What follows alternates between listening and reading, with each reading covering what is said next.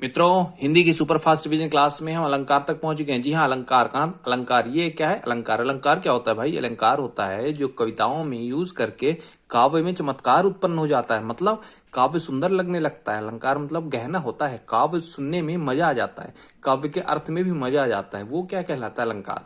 तो कविता में जो अलंकार होता है वो कविता को सजा देता है। सजाने के दो तरीके हैं। शब्दों के द्वारा सजाने से शब्दालंकार हो जाता है, और कुछ अर्थ बढ़िया हो जाए कविता का तो अर्थालंकार।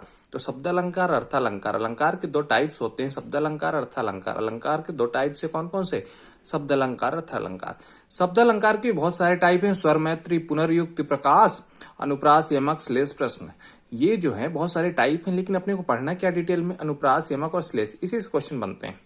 अनुप्रास, यमक, श्लेष से ही क्वेश्चन बनते हैं, इसी को हम डिटेल में पढ़ने वाले हैं। और अर्थालंकार में देखिए, व्यतिरेक, विरोधाभास, अपोहनति, अन्योक्ति, अतिशयोक्ति, उपमा, रूपक। क्वेश्चन जनरली इनसे बनते हैं: अन्योक्ति, अतिशयोक्ति, उपमा, रूपक। एक उत्प्रेक्षा भी है, उसको भी कवर कर लेंगे अपन। उत्प्रेक्षा, उत्प्रेक्षा ये भी कवर कर लेंगे। तो इनसे क्या बन जाएगा? इनसे क्वेश्चन बनते हैं, तो इन्हीं को डिटेल में देखेंगे। ये सुपरफास्ट डिवीजन क्लास है मित्रों। अगर आप पहले से पढ़े तो आपको बहुत मदद मिलेगी। अगर नहीं पढ़े हैं तो आप जान जाएंगे हम क्या क्या पढ़ने वाले हैं। ये जो भी टॉपिक बता रहा हूं इन सबको डिटेल में कवर करूंगा। तो देखिए, अनुप्रास क्या होता है?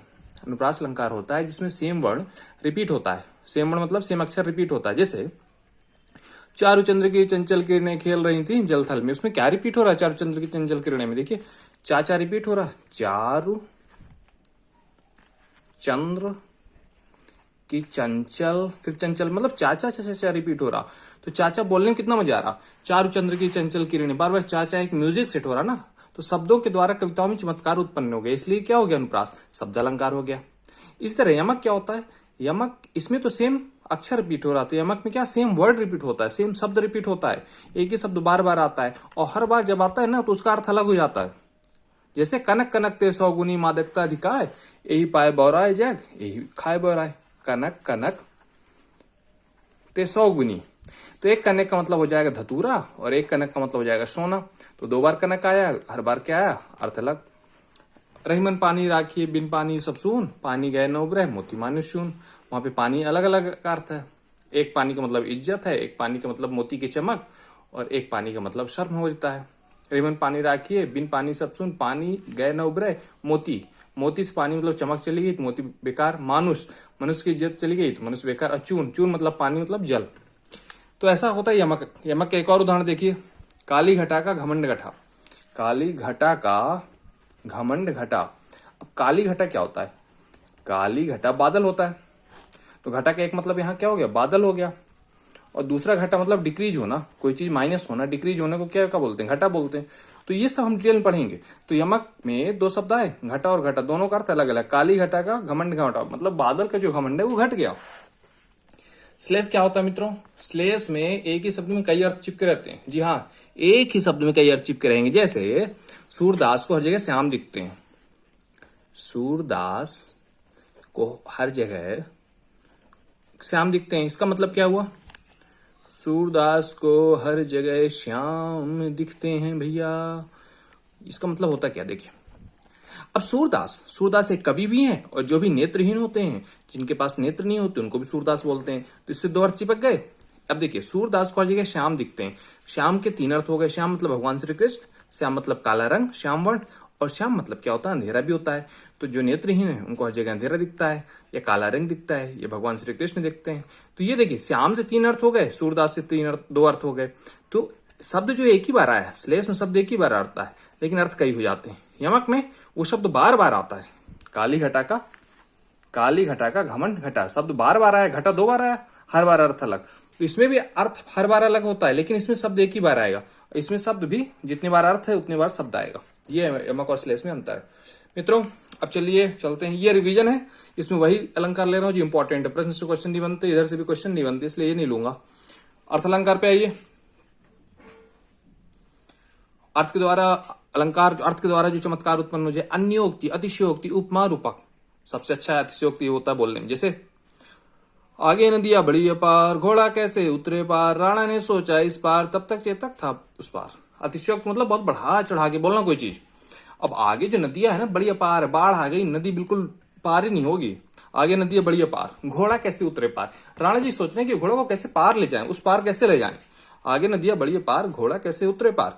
राणा ने सोचा इस पार, तब तक चेतक था उस पार। राणा इस पार सोच ही रहे थे कि कैसे अपन जाएं उस पार, तब तक चेतक तो पहले छलांग मार के पहुंच गया। तो ये क्या हो गया, अतिशयोक्ति अलंकार हो गया।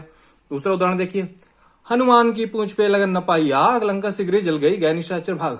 आपको पता है अब हमारे जो बजरंगबली हैं उन्होंने लंका का दहन किया था, लंका जलाया था। तो इसमें कवि क्या कह रहे हैं कि जैसी पूंछ में आग लगी, इतना फास्ट लंका जला दिया ना कि उसको काव्य में अतिशयोक्ति बोल दी है। कैसे, हनुमान की पूंछ में लगन न पाई आग, मतलब आग लगने नहीं पाई, वैसी लंका जल गई, मतलब बहुत फास्ट काम हुआ। वो क्या हो गया, अतिशयोक्ति हो गया।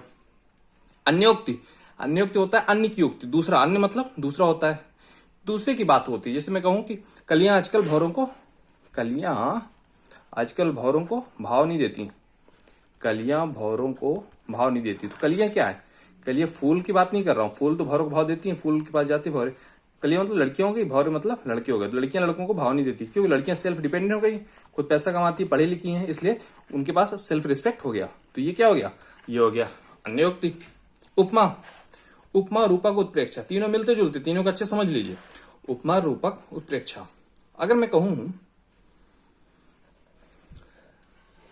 चांद सी हो महबूबा मेरी, ये बोला ना चांद सी हो महबूबा, तो यहां बोल दिया चांद सी, मतलब चांद जैसी, चांद सी हो महबूबा, या मेरी महबूबा चांद सी है। तो ये कौन सा है, चांद की उपमा दे रहा हूं, तो ये कौन सा अलंकार हो जाएगा, उपमा।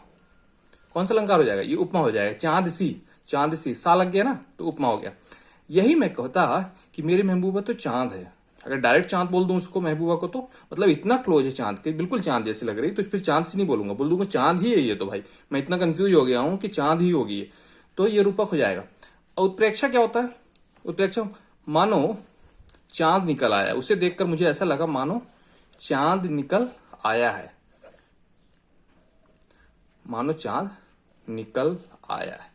अब मानो मतलब मानना पड़ रहा, चांद निकला उकला नहीं है, लेकिन मानना पड़ रहा, मानो चांद निकला है। तो जहां मानो, जानो, मनहू, जनहू ये सब आता है, ये क्या हो जाएगा, उत्प्रेक्षा। और डायरेक्ट बोल दिया तो चांद, जिसे कहते हैं वो तो शेर है यार, शेर तो शेर है बोल दिया, डायरेक्ट शेर बोल दिया तो क्या हो गया, रूपक हो गया। अब मैं बोलूं शेर सा दिखता है तो उपमा हो जाएगा, शेर सा दिखता है तो उपमा। वो ऐसे लड़ा मानो शेर हो तो रूपक हो जाए, मानो तो उत्प्रेक्षा हो जाएगा। देखिए सबसे क्लोज होता है रूपक, फिर उपमा, फिर उत्प्रेक्षा, मतलब सबसे स्ट्रांग कंपैरिजन होता है रूपक। रूपक में तो शेर ही है, फिर अपना क्या है उपमा, मतलब शेर सा लड़ा, और फिर उत्प्रेक्षा, उत्प्रेक्षा में मानो लगता है, मतलब ऐसा लड़ा मानो शेर हो। तो ये तो सेम वर्ड होता है, इसमें सा लगता है, इसमें मानो, जानो ये सब लगता है। तो मित्रों ये था अपना ये उपमा रूपक उत्प्रेक्षा। तो ये अलंकार की क्लास है, रिवीजन क्लास है, इसमें बिल्कुल कंफ्यूज नहीं होना है, सब कुछ मैं डिटेल में बताऊंगा। कैसी लगी क्लास कमेंट सेक्शन में जरूर बताइए। आगे हम रस और छंद की भी बात करेंगे।